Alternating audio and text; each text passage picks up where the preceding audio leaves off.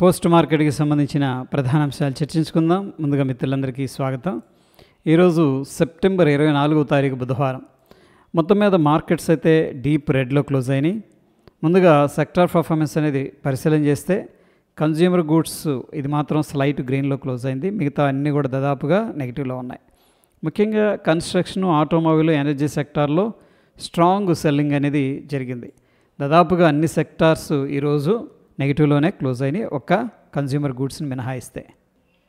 Nifty 500 advance decline chart అనేది మనం పరిశీలన చేస్తే మార్నింగ్ నుంచి కూడా బేరిష్గానే ఉంది. కొద్దిగా మధ్యలో కన్సోలిడేషన్ తీసుకుంది, బట్ పడిపోతున్న స్టాక్సే ఎక్కువగా ఉన్నాయి. ఇక్కడ మనం గమనిస్తే బుల్లిష్గా 137 కంపెనీలు ఉన్నాయి, బేరిష్గానేమో 363 కంపెనీలు ఉన్నాయి. మొత్తం మీద క్లోజింగ్ ప్రకారం సెంటిమెంట్ అనేది బేరిష్గానే ఉందని చెప్పేసి అడ్వాన్స్ డిక్లైన్ రేషియో చార్ట్ చెప్తుంది. Jio BlackRock mutual fund CIO Rishi Kohli గారు ఏం చెప్తున్నారంటే sector rotation and stock outperformance అనేది ఇండియాలో హెల్దీగా ఉందని చెప్పేసి చెప్తున్నారు. మొత్తం మీద లాస్ట్ 1 year అనేది అబ్జర్వ్ చేసినట్టయితే ఇండియన్ మార్కెట్స్ కొద్దిగా స్లగ్గిష్గా ఉన్నాయి. బట్ గుడ్ థింగ్ ఏంటంటే ఇన్ని బ్యాడ్ న్యూస్ వచ్చినా స్ట్రాంగ్గా మార్కెట్ అయితే పడిపోలేదన్నమాట. సో అందుకని నెక్స్ట్ 2 quartersలో ఇండియన్ మార్కెట్స్ రెసిలియంట్గా పాజిటివ్గా ముందుకెళ్తాయని చెప్పేసి ఒక పాజిటివ్ ఎక్స్పెక్టేషన్ అయితే ఆయన పెట్టుకున్నారు. జనవరి 1 నుంచి మార్చి దాకా కొద్దిగా వోల్టాలిటీ ఉంటుందని చెప్పేసి ఆయన చెప్తున్నారు. మొత్తం మీద లాంగ్ టర్మ్లో ఇండియన్ మార్కెట్స్ స్టేబుల్, పాజిటివ్ అని చెప్పేసి ఒక పాజిటివ్ కామెంట్ అనేది చేయటం జరిగింది. సో దివాళీ టు దివాళీ అనేది మనం కంపేర్ చేసుకున్నట్టయితే ఇది 4th year అనమాట కన్సిక్యూటివ్గా నిఫ్టీని అవుట్ పర్ఫామ్ చేసింది గోల్డ్. అయితే లాస్ట్ 8 yearsలో 7 times గోల్డ్ ఈక్విటీస్ కన్నా బెటర్ పర్ఫార్మెన్స్ అనేది ఇచ్చింది. సో సేఫ్ హెవెన్ డిమాండ్ అనేది ఉంది. గ్లోబల్ టెన్షన్స్ వల్ల గోల్డ్కి మొమెంటం స్ట్రాంగ్గా ఉంది. సో మొత్తం మీద ప్రస్తుతానికి ఎమర్జింగ్ మార్కెట్స్ కొద్దిగా అండర్ ప్రెషర్లో ఉన్నాయి. ఈ యొక్క టారిఫ్ విధి విధానాలు కావచ్చు, global uncertainties, geo political issues, ఆ రీజన్స్ అని దృష్టిలో పెట్టుకుని చాలామంది ఏంటంటే సేఫ్గా గోల్డ్ వైపు అయితే మొగ్గు చూపుతూ ఉన్నారు. ఎనీహౌ ప్రస్తుతానికి ఈ యొక్క గోల్డ్ అనేది ఆల్ టైమ్ హైలో పాజిటివ్గా ట్రేడ్ అవుతుంది. మొత్తం మీద క్యాబినెట్ 69,725 కోట్ల ఈ యొక్క ఏదైతే బిల్లింగ్ ఉందో దీన్ని అప్రూవ్ చేయటం అనేది జరిగింది. సో ఈ అమౌంట్ అనేది దేనికి యూజ్ చేస్తారు, ఈ 4 pillars ఏంటి అనేది మనం తీసుకున్నట్టయితే ఒకటి వచ్చేసరికి డొమెస్టిక్ షిప్ బిల్డింగ్ కెపాసిటీని ఇంక్రీజ్ చేయడానికి ఉపయోగపడతారనమాట. రెండవది లాంగ్ టర్మ్ ఫైనాన్సింగ్ ఏదైతే ఉందో ఆ సిస్టాన్ని కూడా స్ట్రెంథన్ చేస్తారు. మూడవది షిప్ యార్డ్స్ అంటే గ్రీన్ ఫీల్డ్ కావచ్చు, బ్రౌన్ ఫీల్డ్స్ డెవలప్ చేయటం. నెక్స్ట్ స్కిల్లింగ్ని కూడా ఇంప్రూవ్ చేయటం. నాలుగోది వచ్చేసరికి ట్యాక్స్ కానీ అండ్ పాలసీ రిఫార్మ్స్ ఇవన్నీ కూడా క్రియేట్ చేసి మ్యారిటైమ్ ఇన్ఫ్రా అనే దాన్ని స్ట్రాంగ్ చేయటం. ఈ 4 కీ పాయింట్స్ ప్రస్తుతానికి ఈ యొక్క అమౌంట్ అనేది అప్రూవ్ చేయటం జరిగింది. సో షిప్ బిల్డింగ్ కంపెనీస్కి ఇది మనం లాంగ్ టర్మ్లో పాజిటివ్గా అయితే కన్సిడర్ చేసుకోవచ్చు. Global investment bank HSBC India మార్కెట్స్ని ఏంటంటే ప్రీవియస్గా న్యూట్రల్ అని చెప్పేసి చెప్పింది, ఇప్పుడు ఓవర్ వెయిట్కి అప్గ్రేడ్ చేసిందనమాట. సో హెచ్ఎస్బిసి చెప్పింది ఏంటంటే వాల్యుయేషన్స్ ఇప్పుడు మేనేజబుల్గా ఉన్నాయని చెప్పేసి, అలాగే రీజనల్ బేసిస్లో ఇండియన్ స్టాక్స్ అట్రాక్టివ్గా కనిపిస్తున్నాయని చెప్పేసి పాజిటివ్గా కవరేజ్ అనేది ఇవ్వడం జరిగింది. సో మొత్తం మీద హెచ్ఎస్బిసి వాళ్ళైతే ఇండియన్ స్టాక్ మార్కెట్ గురించి పాజిటివ్గా ఉన్నారని చెప్పేసి దీని సారాంశం. ఇప్పటికే రియల్ ఎస్టేట్ షేర్స్ అనేది మనం తీసుకున్నట్టయితే కంటిన్యూస్గా పడిపోతూ వస్తూ ఉన్నాయి. సో నిఫ్టీ రియాలిటీ ఇండెక్స్ దాదాపుగా 2% ఈరోజు టాప్ లూజర్గా ఉంది. అయితే Godrej properties, Oberoi reality and DLF, prestige estates అన్ని షేర్స్ దాదాపుగా 2 to 3% అనేది కిందకి పడిపోయాయి. ఈ స్టాక్స్ ఎందుకు ఇంతగా పెరిగాయి ఆ టైంలో అంటే అప్పుడు ఫెడ్ ఇంట్రెస్ట్ రేట్ డెసిషన్ ఉంది, నెక్స్ట్ వచ్చేసరికి జిఎస్టీ రిఫార్మ్స్ కూడా ఉన్నాయి. సో ఈ రెండిటి వల్ల పాజిటివ్ సెంటిమెంట్స్తో పైకి వెళ్ళగానే స్మార్ట్ పీపుల్ ఎవరైతే ఉన్నారో వాళ్ళు ముందుగా ప్రాఫిట్ బుకింగ్ అనేది స్టార్ట్ చేశారనమాట. అయితే నిపుణులు ఏమని అంటున్నారంటే రాబోయే రోజుల్లో రియల్ ఎస్టేటు రంగంలో కొద్దిగా వోల్టాలిటీ ఉంటుందని చెప్పేసి ఎక్స్పెక్ట్ చేస్తున్నారు. రీజన్ ఏంటంటే అఫోర్డబిలిటీ అనేది తగ్గిపోయిందనమాట. అఫ్కోర్స్ మిడ్ ఇన్కమ్ హౌసింగ్ కొరత కొద్దిగా ఉంది. సో సింపుల్గా చెప్పాలంటే షార్ట్ టర్మ్లో కొద్దిగా వోల్టైల్గా ఉండే అవకాశం ఉంది. బట్ ఎనీహౌ ఈ యొక్క ఏదైతే రియల్ ఎస్టేట్ సెక్టార్ ఇండస్ట్రీ ఉందో డెఫినెట్గా రీఫార్మ్స్ని బట్టే ముందుకెళ్ళడం అనేది జరుగుతుంది. ఈరోజు స్విగ్గీ షేర్లో కాస్త ప్రాఫిట్ బుకింగ్ అండ్ ఒత్తిడి అనేది కనిపించింది. అయితే ఫ్రెండ్స్ ఇక్కడ ఎందుకు పడిపోయింది అంటే స్విగ్గీ తన దగ్గర ఉన్న ర్యాపిడోలో 12% స్టేక్ అనేదాన్ని ప్రాసెస్ అండ్ వెస్ట్ బ్రిడ్జ్కి అమ్మేసిందనమాట. 2022లో వీళ్ళు 1000 కోట్లు పెట్టి ఈ స్టేక్ అనేది బై చేశారు. ఇప్పుడు 2400 కోట్లకి దీన్ని అమ్మేశారు వాళ్ళకి. అదే సమయంలో ఏం చేసిందంటే స్విగ్గీ తన ఇన్స్టామార్ట్ బిజినెస్లో రీస్ట్రక్చరింగ్ అనేది స్టార్ట్ చేసింది. బ్రోకరేజ్ సంస్థలు ఏమంటున్నాయంటే ఈ డీల్ వల్ల స్విగ్గీ దగ్గర క్యాష్ బ్యాలెన్స్ పెరుగుతాయి, అంటే ఇన్స్టామార్ట్ లాంటి క్విక్ కామర్స్లో బర్న్ ఫేజ్ అనేది ఉంటుంది, ఎందుకంటే ఎక్కువ క్యాష్ అనేది ఖర్చు చేయాల్సి ఉంటుంది. బట్ స్టిల్ ఏంటంటే సస్టైన్ అవ్వడానికి ఇది హెల్ప్ అవుతుందని చెప్పేసి పాజిటివ్గా అయితే భావిస్తున్నారు. హెలియోస్ క్యాపిటల్ ఫౌండర్ సమీర్ అరోరా గారు సో మొదట ఆయన ఏం చెప్పారంటే నాస్డాక్ 100 ETFలో ఇన్వెస్ట్ చేయండి అని అంటున్నారు. ఎందుకంటే ఇక్కడ artificial intelligence, cyber security, cloud, search engine, hardware అన్నీ మేజర్ టెక్ థీమ్స్ కవర్ అవుతాయి. సో ఇవి multinational companies strong cash flows generate చేస్తున్నాయి, ఇంట్రెస్ట్ రేట్స్ కూడా ఎక్కడికి వెళ్ళినా పెద్దగా ఎఫెక్ట్ అనేది ఉండదని చెప్పేసి చెప్తూ ఉన్నారు. సో అందుకని నాస్డాక్ 100 ETFs అనేది ఆయన రికమెండ్ చేస్తున్నారు అనమాట. తర్వాత మరింత ఫోకస్డ్ ఎక్స్పోజర్ కావాలనుకునే వారికి ఆయన సజెస్ట్ చేసింది ఏంటంటే cyber security ETFs and global ఫండ్స్లో కూడా ఇన్వెస్ట్ చేయొచ్చు అని చెప్పేసి చెప్పడం జరిగింది. చివరిగా ఆయన ఇంకో మాట అన్నారు, వాల్యూ ప్లే అంటే ముఖ్యంగా China tech ETF like KWEB ప్రస్తుతం వీటి వాల్యుయేషన్స్ లోగా ఉన్నాయని చెప్పేసి ఇది ఒక మంచి అవకాశం అవుతుందని చెప్పేసి ఆయన అభిప్రాయం పడ్డారనమాట. సో మొత్తం మీద ఆయన Nasdaq 100 and cyber security themes, China tech కంపెనీస్లో ఇన్వెస్ట్ చేయండి అని చెప్పేసి మనకి అడ్వైజ్ అనేది ఇవ్వడం జరిగింది. ఈరోజు కొద్దిగా పాజిటివ్గా PSU బ్యాంక్స్ అయితే కొద్దిగా ర్యాలీ చేసాయి. కారణం ఏంటంటే ఒక రిపోర్ట్ ప్రకారం ప్రభుత్వ PSU బ్యాంకుల్లో విదేశీ పెట్టుబడి అంటే ఫారిన్ ఇన్వెస్ట్మెంట్ లిమిట్ అనేది పెంచే ఆలోచనలో ఉందన్నమాట. సో ఇప్పుడు ఇన్వెస్టర్స్ ఫారిన్ వాళ్ళు పెంచారనుకోండి వాళ్ళ లిమిట్ అనేది డెఫినెట్గా షార్ట్ టర్మ్లో పాజిటివ్ అయితే కన్సిడర్ చేసుకోవచ్చు.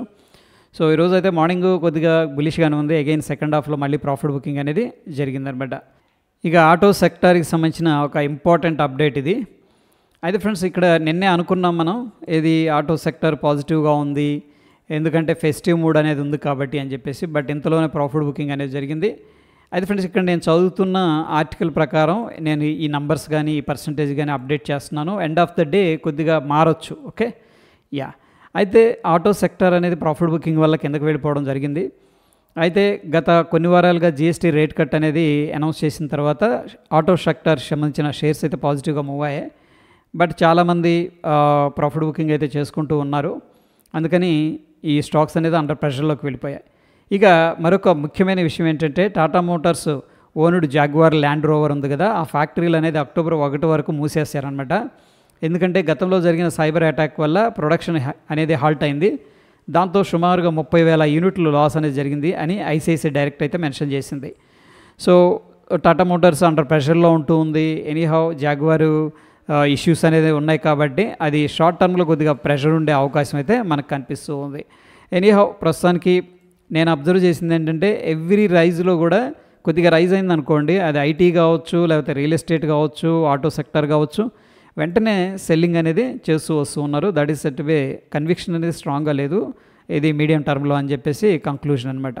ఈరోజు IT స్టాక్స్ కూడా అండర్ వోల్టాలిటీ అండ్ ఒత్తిడిలోకి వెళ్ళిపోవడం జరిగింది. కారణం ఏంటంటే US ప్రభుత్వం H1B వీసా ప్రాసెస్లో కొత్త మార్పులు అనేది ప్రతిపాదించింది.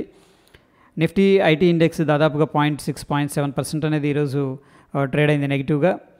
ఇక సింపుల్గా చెప్పాలంటే H1B వీసా మార్పుల భయం వల్ల IT షేర్స్ అనేది కొంత ప్రెషర్లోకి వెళ్ళిపోవడం అనేది జరిగింది. దాని సారాంశం ఇది. ఈరోజు మిండా కార్ప్ షేర్స్ పాజిటివ్గా అయితే ట్రేడ్ అయ్యాయి. సో ఇక్కడ 5 years గ్రోత్ ప్లాన్ అనేది కంపెనీ ప్రకటించిందనమాట. 2030 నాటికి 3.5 times రెవెన్యూ గ్రోత్ అనేది వాళ్ళు టార్గెట్ అయితే పెట్టుకున్నారు. ఎబిటా మార్జిన్ కూడా 12.5% పైనే ఉండాలని చెప్పేసి ప్లాన్ ఉంది. వచ్చే 5 ఏళ్లలో 2,000 కోట్లు క్యాపెక్స్ అంటే కెపాసిటీ ఎక్స్పాన్షన్ కూడా చేయాలని చెప్పేసి వీళ్ళైతే నెక్స్ట్ 5 years ప్లాన్ అనేది రిలీజ్ చేశారు. ఇక ఎక్స్పోర్ట్స్ కూడా భారీగా పెంచాలని చెప్పేసి చూస్తున్నారు. ఫైనాన్షియల్ 2025లో 420 కోట్లు అంటే 8% ఎక్స్పోర్ట్స్ అనేది సాధించారు. 2030 నాటికి 1,500 కోట్లు లక్ష్యం చేరాలని చెప్పేసి CAGR 37% గ్రోత్ అవ్వాలని చెప్పేసి వీళ్ళు టార్గెట్గా అయితే పెట్టుకున్నారనమాట. సో మొత్తం మీద వీళ్ళు ఈ 5 years అంబిషియస్ గ్రోత్ ప్లాన్ అనేది రిలీజ్ చేయగానే అందుకని మిండా కార్ప్కి సంబంధించిన షేర్స్ ఈరోజు పాజిటివ్గా అయితే ట్రేడ్ అయ్యాయి. బజాజ్ ఎలక్ట్రికల్ షేర్స్ వచ్చేసరికి ఈరోజు 7% అని చెప్పేసి ఇక్కడ చూపిస్తున్నారు. ఎనీహౌ పాజిటివ్గా అయితే ట్రేడ్ అయ్యాయి. దానికి గల కారణం ఏంటంటే ఇది మార్ఫీ రీసెర్చ్ ఏదైతే ఉందో రిచర్డ్స్ ఆ బ్రాండ్ హక్కులు అనేది పొందిందనమాట, అంటే ఎక్వైర్ చేసింది. సో ఇండియాతో పాటుగా నేపాల్, భూటాన్, బంగ్లాదేశ్, మాల్దీవ్స్, శ్రీలంక దేశాల్లో ఈ రైట్స్ అనేది ఇది ఎక్వైర్ చేసింది. సో దాదాపుగా ఈ ఎక్వైజేషన్ కోసం బజాజ్ దాదాపుగా 146 కోట్లు అయితే ఖర్చు పెట్టింది. అందుకని ఇది లాంగ్ టర్మ్లో పాజిటివ్ కాబట్టి ఈ స్టాక్ అనేది పాజిటివ్గా అయితే రియాక్ట్ అయింది. విఎంఎస్ టీఎంటీ షేర్స్ ఈరోజు పాజిటివ్గా అయితే లిస్ట్ అవ్వడం జరిగింది మార్కెట్లో. బట్ లిస్టింగ్ గెయిన్స్ 6% దాకా పాజిటివ్గా ఉండి దాని తర్వాత నెగిటివ్గా వెళ్ళిపోవడం అనేది జరిగింది. మొత్తం మీద ఓపెన్ అయిన వెంటనే సెల్లింగ్ ప్రెషర్ అనేది రావడం జరిగింది. సింపుల్గా చెప్పాలంటే లిస్టింగ్ గెయిన్స్ ఏదైతే వచ్చాయో అవి ఇమీడియట్గా ఆవిరైపోయాయని చెప్పేసి చెప్పుకోవచ్చు. హలో ఫ్రెండ్స్, ఇది చాలా ఇంపార్టెంట్ అప్డేట్ అనమాట. ఎందుకంటే ఎవరైతే లాంగ్ టర్మ్లో కొద్దిగా క్వాలిటీ స్టాక్స్ ఇన్వెస్ట్ చేయాలనుకుంటున్నారో ఈ సెక్టార్ నుంచి కూడా మనం సెలెక్ట్ చేసుకోవచ్చు. ఎందుకు అంటే షిప్పింగ్ సెక్టార్స్కి భారీ ఆత్మనిర్భర్ పుష్ అనేది రాబోతుంది. ఇది రిపోర్ట్స్ ప్రకారం యూనియన్ క్యాబినెట్ త్వరలో 70,000 కోట్ల విలువైన 3 స్కీమ్లు అనేది డిస్కస్ చేయబోతుంది. దాంట్లో 20,000 crores ఏమో షిప్ బిల్డింగ్ ఫండ్కి, 25,000 కోట్లేమో మ్యారిటైమ్ డెవలప్మెంట్ ఫండ్కి, 25,000 కోట్లేమో ship building financial assistance scheme కింద వినియోగించనున్నారు. సో మొత్తం మీద ఇది లాంగ్ టర్మ్ ప్లే అని చెప్పేసి చెప్పుకోవచ్చు. సో స్టాక్ ఆల్రెడీ పాజిటివ్గా అయితే రియాక్ట్ అవుతూ ఉన్నాయి. And medium to long term ఎవరైతే ఇన్వెస్ట్ చేయాలనుకుంటున్నారో ఈ సెక్టార్ నుంచి మీరు కొద్దిగా స్టాక్స్ అనేది షార్ట్ అవుట్ చేసుకోండి. ఇక నిఫ్టీ 50కి సంబంధించిన ఆప్షన్స్ ప్రీమియం డీకే కన్నా మనం పరిశీలన చేసినట్టయితే కాల్ అండ్ పుట్కి. సో మార్నింగ్ కొద్దిగా బేరిష్గా ఉంది, దాని తర్వాత కొద్దిగా బుల్లిష్ సెంటిమెంట్, అగైన్ ఏంటంటే బేరిష్ సెంటిమెంట్లోనే క్లోజ్ అయినట్టు మనకు క్లియర్గా తెలుస్తుంది. ఎనీహౌ ఈరోజు కొద్దిగా పుట్ సైడ్ మొమెంటం అనేది స్ట్రాంగ్గా ఉందన్నట్టు ప్రీమియం డీకే అనేది చెప్తూ ఉంది. ఇక ఓపెన్ ఇంట్రెస్ట్ అనేది పరిశీలన చేద్దాం. మొత్తం మీద నిఫ్టీ 25,056 దగ్గర క్లోజ్ అయింది, 0.4% నెగిటివ్గా ఉంది. ఇక పుట్ కాల్ రేషియో అనేది గమనించినట్టయితే 0.78 చూపిస్తూ ఉంది. అంటే స్టిల్ కొద్దిగా కాల్స్ అయితే సెల్ చేసి పెట్టినట్టు తెలుస్తుంది. బ్యాంక్ నిఫ్టీ విషయానికి వచ్చేసరికి పుట్ కాల్ రేషియో అనేది 0.81 అనేది చూపిస్తుంది. ఒకటి కంటే తక్కువగా ఉంది కాబట్టి స్టిల్ కొద్దిగా బ్యారిష్ సెంటిమెంట్లో ఉంది, అంటే పొజిషన్స్ అనేది ఉన్నాయి. సెన్సెక్స్ విషయానికి వచ్చేసరికి పుట్ కాల్ రేషియో అనేది 0.62 అనేది చూపిస్తుంది. కొద్దిగా కాల్స్ అగ్రెసివ్గా సెల్లింగ్ అనేది చేసినట్టు తెలుస్తూ ఉంది. ఇక ఇండియా విక్స్ అనేది అబ్జర్వ్ చేస్తే ఈరోజు 0.96% డ్రాప్ అయింది. ప్రస్తుతానికి ఇండియన్ మార్కెట్స్లో వోల్టాలిటీ కొద్దిగా తగ్గింది. ఇక డాలర్ ఇండెక్స్ విషయానికి వచ్చేసరికి సపోర్ట్ తీసుకొని కొద్దిగా బుల్లిష్గా ఉండే ప్రయత్నం అయితే చేస్తుంది. Dow Jones industrial average futures కొద్దిగా బుల్లిష్గానే ట్రేడ్ అవుతుంది. ఇక నిఫ్టీ విషయానికి వచ్చేసరికి వరుసగా ఇది ఎన్ని రోజులంటే 1, 2, 3, 4, 5 డేస్ కంటిన్యూస్గా మార్కెట్ అనేది డ్రాప్ అవుతూ వస్తూ ఉందన్నమాట. సో ఎనీహౌ ఇక్కడ యాక్చువల్గా గ్యాప్ ఉంది, గ్యాప్ అయితే ఫిల్ చేసింది ఆల్మోస్ట్. సో ఇమీడియట్గా రౌండ్ నెంబర్ అనేది 25,000 అనేది మనకి సపోర్ట్ అనమాట. సో ఇమీడియట్గా రెసిస్టెన్స్ 25,136 అనేది కనిపిస్తుంది. ఒకవేళ ఇక్కడికి వచ్చేదన్నా బౌన్స్ జరిగే అవకాశాలు అయితే కనిపిస్తూ ఉన్నాయి. సెన్సెక్స్ విషయానికి వచ్చేసరికి ఇమీడియట్గా ఉన్న సపోర్టు 81,523, ఇమీడియట్గా ఉన్న రెసిస్టెన్స్ 81,890. బ్యాంక్ నిఫ్టీలో మనకు ఆల్రెడీ ఒక ఇంపార్టెంట్ సపోర్ట్ దగ్గరికి అయితే వచ్చింది. ఒకవేళ ఇది బ్రేక్అవుట్ అయిందనుకోండి 54,407 అనేది ఇమీడియట్గా ఉన్న సపోర్టు, 55,537 అనేది ఇమీడియట్గా ఉన్న రెసిస్టెన్స్. ఇక గోల్డ్ విషయానికి వచ్చేసరికి కొద్దిగా ప్రాఫిట్ బుకింగ్ అయితే జరుగుతుంది. చూడండి ఇన్సైడ్ క్యాండిల్, అంటే ఆల్రెడీ మంచి ర్యాలీ అయింది కాబట్టి కొద్దిగా ప్రాఫిట్ బుకింగ్లో ఉంది. అండ్ సిల్వర్ కూడా అదేవిధంగా ప్రాఫిట్ బుకింగ్లో ఉంది. అయితే గోల్డ్స్లో ఇంపార్టెంట్ లెవెల్ అనేది మనం తీసుకున్నట్టయితే 1,14,250 అనేది ఇంపార్టెంట్ రెసిస్టెన్స్, అండ్ 1,12,500 అనేది ఇంపార్టెంట్ సపోర్ట్గా కన్సిడర్ చేసుకోవచ్చు. ఇక సిల్వర్ విషయానికి వచ్చేసరికి 1,33,178 అనేది ఇమీడియట్గా ఉన్న సపోర్టు, 1,35,700 అనేది ఇమీడియట్గా ఉన్న రెసిస్టెన్స్. ప్రస్తుతానికి క్రూడ్ ఆయిల్ అయితే బులిష్గా ట్రేడ్ అవుతుంది. ఈ యొక్క రెసిస్టెన్స్ అనేది బ్రేక్అవుట్ అయితే చేస్తుంది. నెక్స్ట్ మనకున్న రెసిస్టెన్స్ 5,825. సో మేజర్ సపోర్టు ఇమీడియట్గా 5,600 అనేది మనం కన్సిడర్ చేసుకోవచ్చు. న్యాచురల్ గ్యాస్ కొద్దిగా బులిష్గా ఉండే ప్రయత్నం అయితే చేస్తుంది. ఎనీహౌ ఈ లెవెల్ దగ్గరికి రీటెస్ట్ చేసి ఇక్కడ నుంచి బౌన్స్ అనేది జరుగుతుంది. So immediate resistance 253, immediate support 249.9 అంటే 250 అని చెప్పేసి చెప్పుకోవచ్చు. అండ్ అగైన్ ఏంటంటే బిట్కాయిన్లో కూడా ఈ యొక్క లెవెల్ అనేది 1 hour టైం ఫ్రేమ్లో 3 times టెస్ట్ చేసింది. సో స్ట్రాంగ్ బయర్స్ అనేది వాళ్ళు ఉన్నారనమాట. 1,11,571 దగ్గర ప్రాబ్లం ఏంటంటే 1,13,440 అనేది మనకి ఇమీడియట్గా ఉన్న రెసిస్టెన్స్. ఆ లెవెల్ బ్రేక్అవుట్ అయితే 1,14,712 అనేది రెసిస్టెన్స్ కనిపిస్తుంది. సో ఫ్రెండ్స్ మొత్తం మీద ప్రస్తుతం ఉన్న సిచ్యువేషన్లో మనకి కంటిన్యూస్గా 4-5 డేస్ నుంచి మార్కెట్ అనేది డ్రాప్ అవుతూ వస్తుంది. ఎనీహౌ 25,000 అనేది ఒక psychological number. At the same time gap కూడా ఫిల్ చేసింది అనమాట ఆల్మోస్ట్. సో ప్రాబ్లీ మనం అక్కడ కొద్దిగా షార్ట్ కవరింగ్ ర్యాలీ అనేది ఎక్స్పెక్ట్ చేయొచ్చు. బట్ ఎనీహౌ ప్రస్తుతం సిచ్యువేషన్లో మనకి ఎటువంటి బుల్లిష్ సిగ్నల్ అయితే ఇవ్వలేదు based on the price action. So ఒక రౌండ్ నెంబర్ ఉంది and of course gap level కూడా ఉంది కాబట్టి ఆ లెవెల్ అనేది మనం క్లియర్గా మానిటర్ చేయాల్సి ఉంటుంది.